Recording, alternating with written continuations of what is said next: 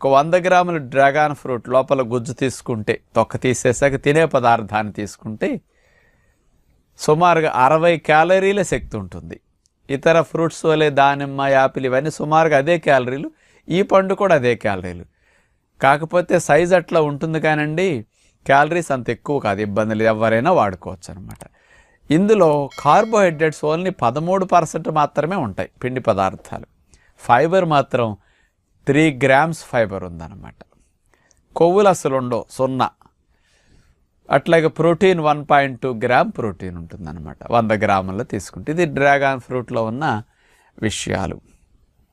ఇక ఇందులో మెయిన్గా చెప్పుకోదగ్గది ఏంటంటే మినరల్స్ బాగా ఉంటాయి అన్నమాట. అట్లాగే ఫాస్ఫరస్, జింకు, కాల్షియము, మెగ్నీషియము ఇట్లాంటివన్నీ కూడా, క్లోరైడ్స్ చాలా బాగా ఉన్నాయట. ఇవన్నీ సమృద్ధిగా